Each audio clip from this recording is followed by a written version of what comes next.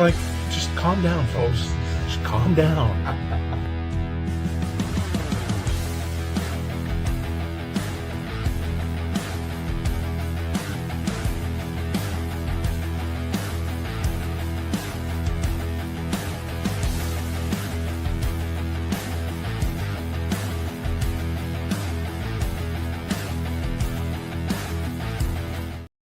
It is your weekly power play of hockey.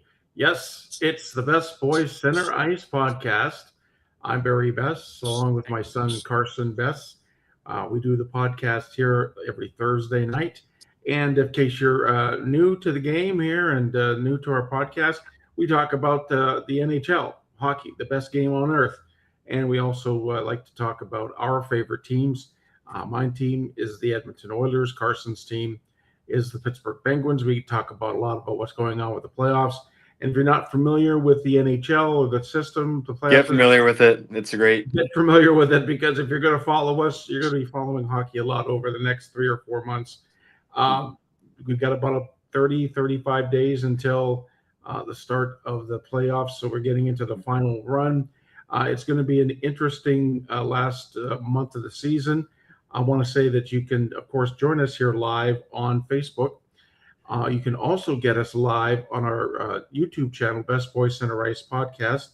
And that is, we'd love for you to be able to go onto our YouTube channel and subscribe, because, the more subscriptions we get, the more word of mouth we can get about the podcast. We're getting a lot of great views, and we're getting a lot of great comments about the podcast.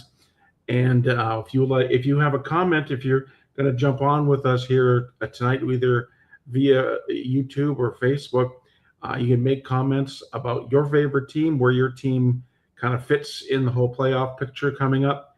And we just love to hear from you. So just come on now, and you can also message us after the game if you want. But like I said, Carson, interesting. You said to me or online, you said about 35 days until the start of the playoffs.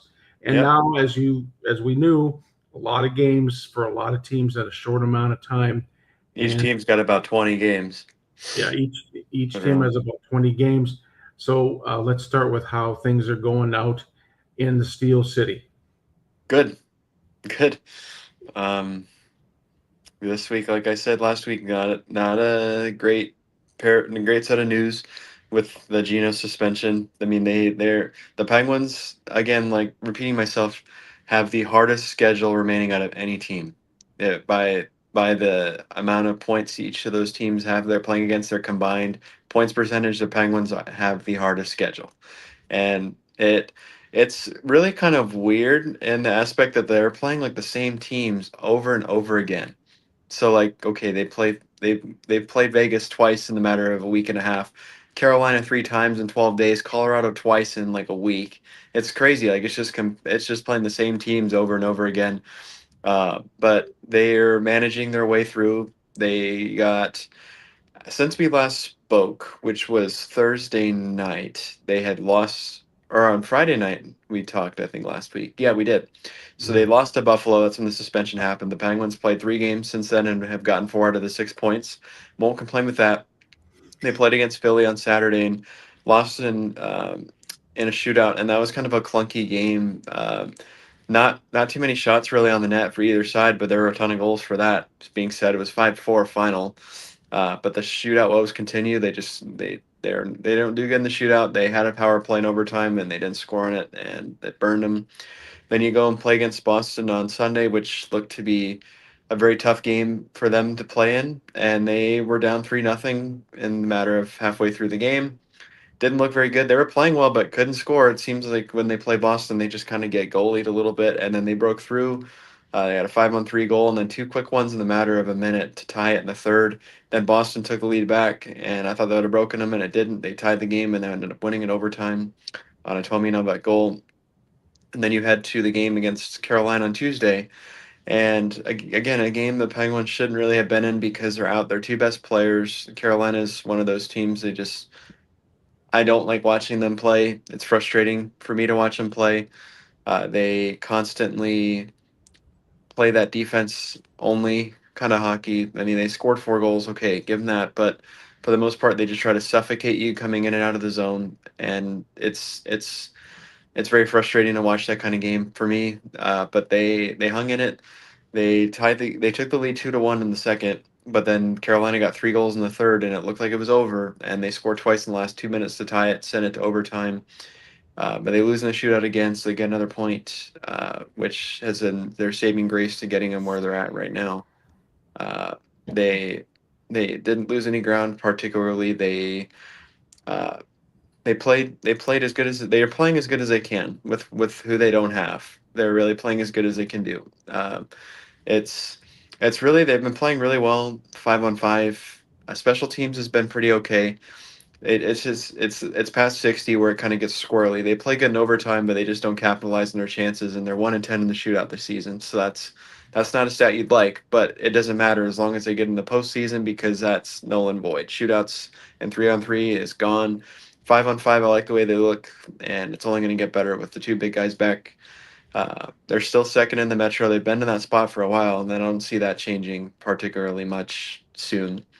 But they just got to keep the foot on the gas. They again have a hard schedule.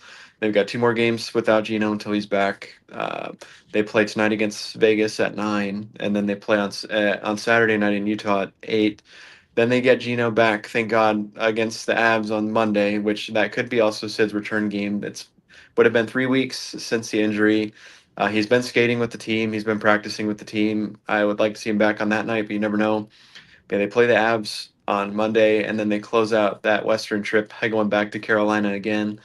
So that's a lot of tough games ahead, and they got to keep snagging points if they're losing. Try to get that overtime point at least, because that's what's keeping them where they're at. Is that they constantly are getting points when they're losing, so they're really not losing any ground. It's fun to watch. I hope they make it there. They really don't have much to do. They probably just got to be 500 the rest of the way, and I think they'll be okay. But they still got to try to take as many of these games as they can. Take advantage of situations like tonight against Vegas, a team that's been bad since the Olympic break came back. I think they're 2-6 or something like that. You gotta extend that and keep the foot on the gas and play them like you did last week when they beat them 5-0 at home. Play that same kind of game in Vegas, and they can make some noise here, but yeah, they got to be ready to go from the jump. Yeah, and now Sid's going to come back, and Gino will be back. Once you get into that last few, couple of 2-3 weeks of the season, that's when these guys will start ramping up, and they're For going to need to get yeah, that push. well, for now, everybody's just got to play their part like they have been. Everybody's playing their tough minutes. They're playing. Everybody's contributing to the game as far as contributing offensively, playing well defensively, making great efforts. I like what I'm seeing. Really, they're playing really well with the guys they don't have. They're really doing a great job. I mean, they're competing with these high level teams that have all their guys, and they don't, and they're still just finding their way through it. This is a stretch of games that I didn't feel very good about because they were down those 2 guys, and they've gotten 4 to 6 points since the suspension. And I think since Sid's been hurt, I want to say I saw that they are, was it 5-2-2 or three? Oh no, 3-2-2 since Sid got hurt at the Olympics. So you've gotten points in 5 of the 7 games without him. You're almost theoretically halfway through the point without him. Should he not come back early, they just got to keep it up. Both Yeah, goalies have been playing amazing. They're holding the Penguins in these games to make it to overtime. I've never been one to complain about the loser points. I'm going to take advantage of it this way with how many times they've lost in that overtime or shootout. That's the reason they're at where they're at, because 5-on-5 they've been phenomenal. It's just past 60 where they just crumble. mhm, But like I said, you lose twice in overtime. That's basically a win right yeah, there. Obviously, you'd like to get the 2 points, but if you're not, you're at least getting one rather than nothing. mhm. So if you're losing, try to push it to that 60, or push it past the 60 to just get the overtime point. But it's looking bright. Like they are going to get back to the playoffs again. They just got to focus on one game at a time. And if they can get a 3 or 4 game winning streak, that'll really boost it up for them to be pretty much set and ready just to keep playing through and making it there. Yeah, and I think they got a good shot at least hanging on to one of the top three Well, they're going to positions. be they're going to be a tough that's going to be a tough team to play. Number Mhm. one, you've got those guys back in the playoffs that have been missing it for a few seasons. Those competitors that just Yeah, ran the league for a while. Number two, you've got a city that's waiting for their hockey team to finally make it back to the playoffs after a few seasons. The last time they got to have the playoffs, they didn't get a full crowd because of the COVID stuff. yeah, So they haven't had full in arena action, packed playoff hockey since 2019. yeah, That's a long time ago. I mean, I know the Penguins were a good team in the 20 teens, but that's a long time without playoff hockey, and they're that close to it. It's going to be hard to beat them. It's really yeah. going to be hard to beat them, especially just you've got Stu and Shelovs who are keeping the team in it when they need to make the saves. For the most part, they're making them. I mean, Stu had one against the Canes, 2-on-1 in the last 3 minutes that could have just given up, and he didn't. He Mhm. made the save, and they come back and tie it. Same thing with Shelovs. He just does the same thing.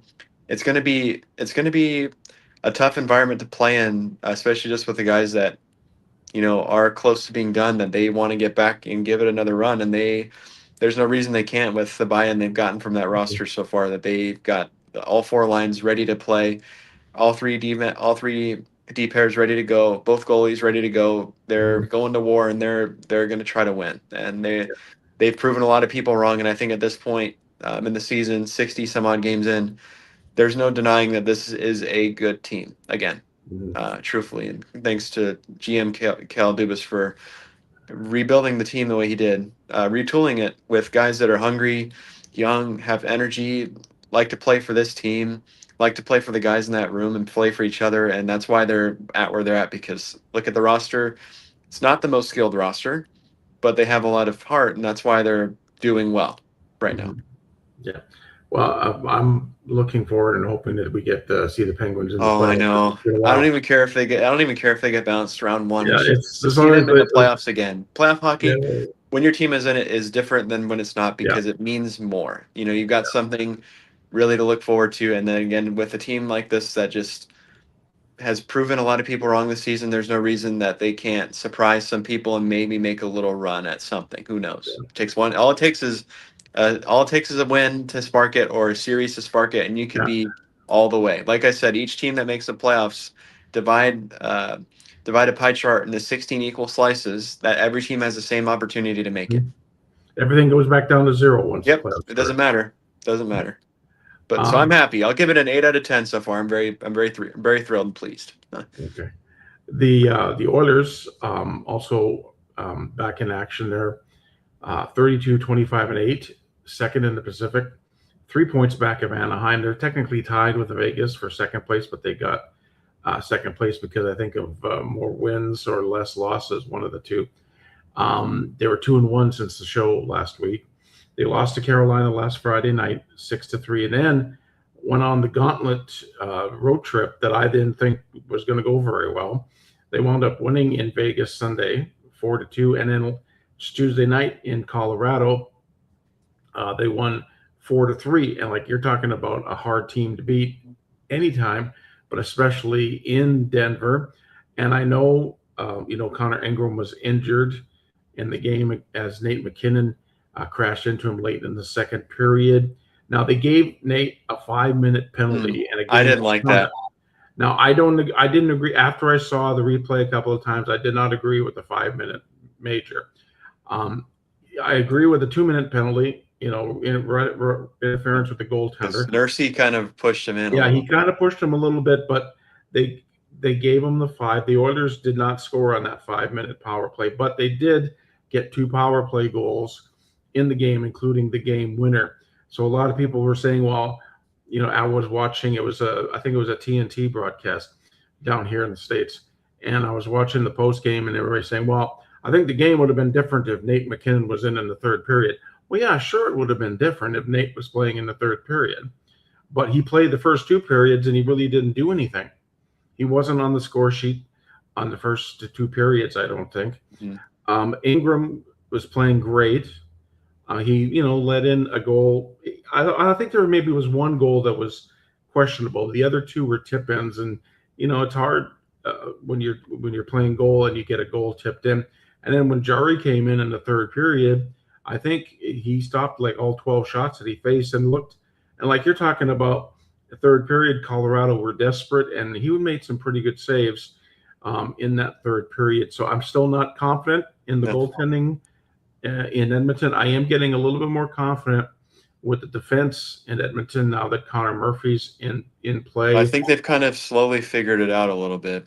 Yeah, how to limit the chances and just limit those second opportunity ones. Just kind of make it a one and done kind of thing.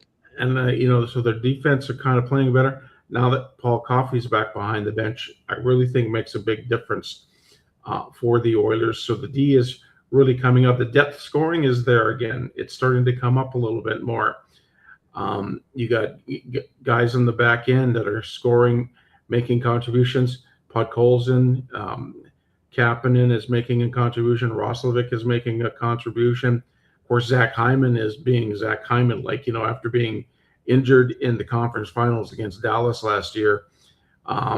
You wonder, you say about the thing about Nate McKinnon not being there in the third period. Well, what if Zach Hyman was there for the Stanley Cup finals last year? Yeah. Could have been a different story. That's what kind of a player Zach Hyman is, and he's proven it. He's gotten, since he came back from the injury and earlier this season, he's gotten like 26 or 27 goals. So they're coming together like that. It's not just having to be McDavid and Draisaitl, even though it is. You look at the points and it's David and McDavid and Draisaitl, but you expect that out of your two best players in the world. Yeah. They're not just going to not want to score points to let somebody else score. Yeah. So, Bouchard, give him a hard time on defense. Of course I do. That's kind of like what I do. But he's top scoring defenseman in the league with 75 points. The Oilers haven't had a top scoring defenseman in the league since Paul Coffey back in the 80s. So it's nice to see him playing well. And I think he's playing more a smarter defense. There's sometimes where he'll get a little messy. Get excited a little bit, I think. But I think for the most part, he's tightened that up over the last few weeks. So, of course, Connor McDavid is Connor McDavid. He's leading the league in assists with 74, and he's also leading the league with 110 points. That's a guy who when he turns it on, like it's hard to play him. Going, I don't know of anybody who can stop him. Like they were saying the other night, Nate McKinnon's about the only guy that can keep up with him. But then, I just think that once he gets the puck, something's going to happen. I feel like every time McDavid touches the puck, something's going to happen. Whether it's a great scoring opportunity or it's going to be a goal, something's going to happen, and that's what you want from the best player in the world. But as I mentioned, Podkolzin and Kapanen are going to be a key to the Oilers' playoff run. These guys are, I think Podkolzin is playing on the line with Draisaitl and Roslovic, and they put Kapanen down on the third line. But those are the guys that are going to be a key difference if the Oilers on how far they go in the playoffs. And of course, I mentioned with the addition of Connor Murphy, tightened up the defense a little bit. Now, there's one guy that I thought would be on the chopping block,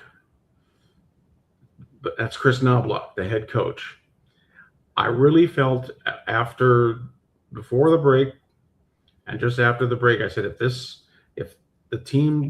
he doesn't win, I think they're going to get rid of him, because I'm hearing whispers that he's kind of lost the team in the dressing room. So once that happens, and you've experienced that with the Penguins, he seems to have lost. So I don't think anything is going to happen this season. It's like, I don't think it's going to happen. But if, depending on how far they go in the playoffs, Chris Knobloch could be on his way out, because if you don't have the team, if it doesn't believe in you, then management's going to get rid of the coach. That's just the way it is. So I'm hoping not, because I think he's a great coach. He does need to be a little bit more vocal, maybe a little bit more energetic Yeah, he Uh, doesn't give it to anybody. He kind of just lets it go. he he needs to be a little bit more John Torchetti like, but not quite Torchetti that bad. Not quite, but he needs to get a little bit more fire under him. Tortorella, Tortorella, yeah. Coming making up up with names as we go. Edmonton's in Dallas against the Stars tonight at 7. Then they go back to back in St. Louis tomorrow. Sunday, they're at home to Nashville. Tuesday, at home to San Jose. And then a week from tonight, it's a Stanley Cup Finals rematch against the Panthers. So a lot of games for the Oilers in the next 7 days. And that's just the way that things are going to go Yeah. for most of the teams in the NHL over this last 35 days of the regular season. Mm-hmm. NHL news, Dylan Larkin and Andrew Kopp out 2 weeks for Detroit, both with lower body injuries. And, Detroit's making a run for the playoffs. And you get two guys that are going to be out for a couple of weeks. They had a bad loss the other night. On That's Tuesday. going to be hard for them to come back as they've been that team the last couple of seasons where they just fall apart at the wrong time, and it gets them barely out by like a few points. And this doesn't look very promising for them. They had a game the other night against Florida. They were up by goal, and they let in 2 goals in the last minute and a half to lose in regulation. Yeah. I think they have that reputation right now where they just fall apart at the wrong time. Yeah. And I'd like to see them be in the playoffs again, but they don't have much room to miss. I mean, they gotta keep stacking points now because it doesn't matter. There's teams right behind them that could easily jump them up. Yep. Then earlier this week, I think it was Sunday night. Sunday night, yeah. Game. 15 goals. Best game of the season, I think. That wasn't 15 a question. goals, 106 minutes in penalties, including 5 fights. Buffalo wins the game 8-7. Now, we'll talk about that, but Buffalo, out of literally nowhere this year, is leading the Eastern Conference and is on an incredible roll. And I've got them, I made some notes at the bottom. Teams that could make their mark in the playoffs: Buffalo, Anaheim, Minnesota, and Pittsburgh. That's the teams that I feel that could really do. Teams that haven't been in the playoffs for a while or don't do very well in the playoffs, I think those teams could make a difference and be spoilers in the playoffs. But Buffalo is just interesting. There's just some kind of magic going on where every game they play in is just they haven't. You talk about Pittsburgh not having a playoff game since 2000. Buffalo hasn't had a playoff game since 2011. And imagine that building when the playoffs start. It's already been great right now. Yeah. And it's still regular season. I mean, they've just pretty much got to coast their way through and they'll be in. I mean, they've got it on a lock right now. If they just keep playing the way they are, they're going to be in, and they could be the 1 seed in the conference. Which I wasn't expecting to be saying that. I mean, at the beginning of the season, they started so bad again, and it's like, okay, they're done. And all of a sudden, they feel like they've won probably 35 out of the last 40 games with what they're doing. I mean, they're consistently, they're winning all the time. They're scoring a lot of goals. I mean, do I think it's legit? Yes, but no. I think that the Magic's going to run out eventually, and I could be wrong, but I think that if they have to play like Tampa or something around 1, that's just going to be. Yeah, it all depends on what it depends what seeding they get. They might be at advantage if they stay the 1 seed, but again, if they go lower and they have to play, like a Tampa Bay or something, that's going to be a different animal because that's a team for the most part that doesn't have much playoff experience versus a team that's got a lot of it. Yeah. But we'll see. I mean, it's nonetheless exciting. The crowd in Buffalo's got to be amazing when they get in. I'm going to say when they get in right now because there's no way that after how far they've come that they're going to let it go. Yeah. That's going to got to be one of the top atmospheres in the playoffs because of how long those fans have been waiting to see the Sabres. I mean, you got probably some teenagers that are going to be going to those games that weren't even alive the last time the Sabres made it. Yeah, in the playoffs. Exactly. Want to say hello to Brian. Brian's watching us on our Facebook Live feed right now. And the last thing I have, Carson, is the Utah Mammoth. Yeah, Nick Schmaltz. Signed forward Nick Schmaltz to an 8-year, $64 million contract.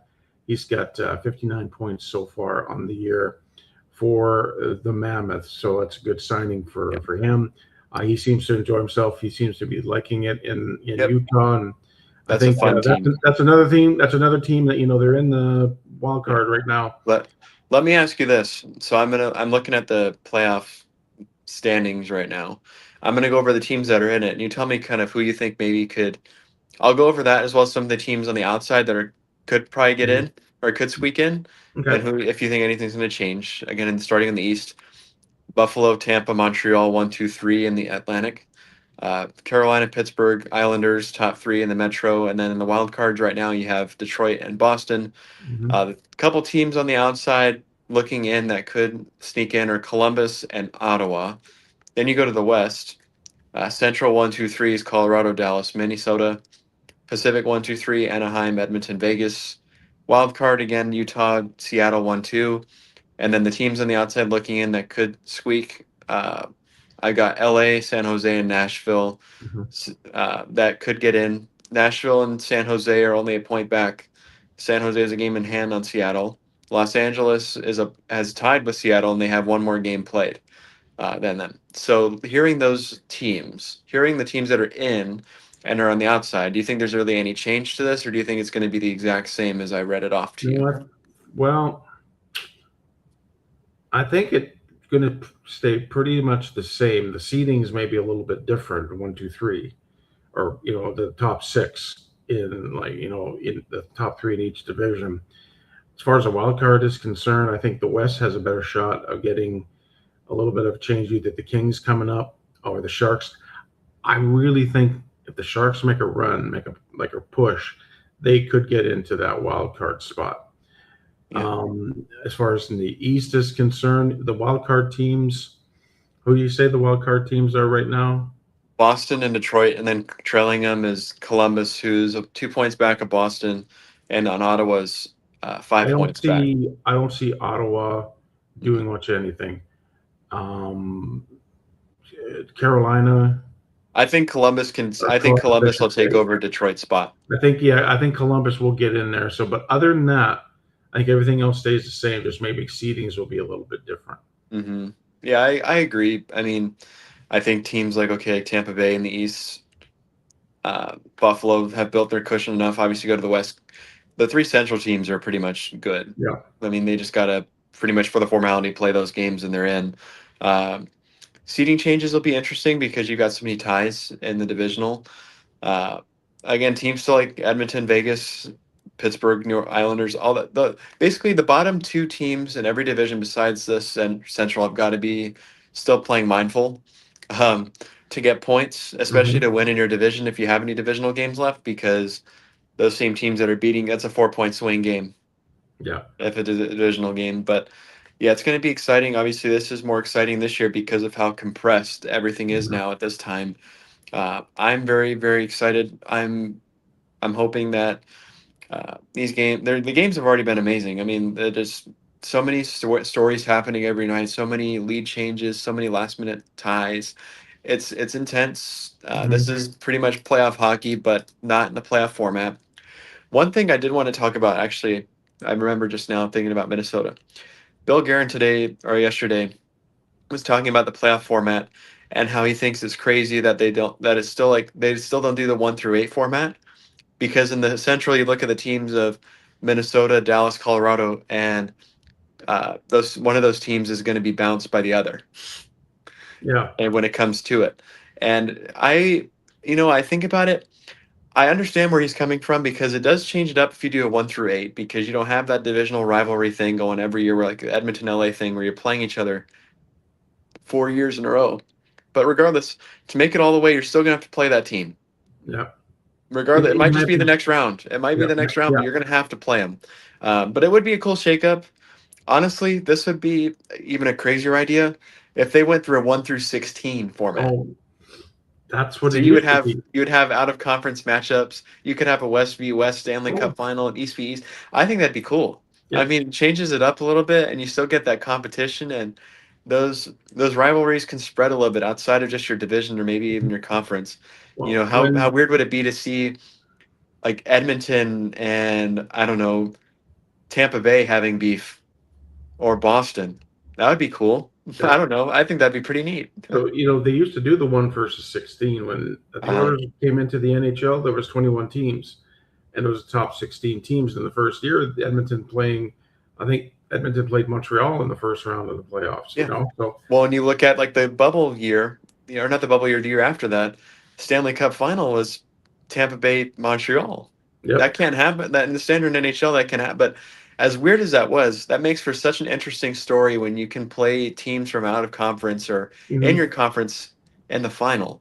I don't know. I think that'd be something cool that maybe they could explore in the future because I think it would just open up a lot of opportunities as far as marketing is concerned for the game, and just to open up, different stories, different rivalries, stuff like that. Maybe that's an idea later on in the future that they tinker with or try because I think it'd be pretty cool. Well, I don't think it would be a bad idea at all. And anything to, get, not that it's not exciting, but, you're right. You get It adds to it. Usual matchups every year almost. But when it comes down to it, you're going to have to play these teams at some point. If you want to go all the way, you have to play these teams anyway. So that's pretty much all I got for today. Again, thank you for joining us here on our YouTube channel and on Facebook. These both will be, the show will be replayed on both channels here in just a few minutes. Yep. If you'd like to comment, you can catch up with us on our Facebook pages. Both of us have Facebook pages. You can also get us on our YouTube channel. Just make some comments there. We'd love to hear from you. We love, again, like I said earlier in the show, love to hear what you think how your team is doing. If your team is a bubble team, if your team is going to cruise into the playoffs, we'd like to know what you think about it. You can talk to us live, or you can message us anytime you want. We'll be messaging you back, no doubt. So again, Carson, thank you very much, my son, for another great job. And in the meantime, and in between time, everybody have a great hockey night.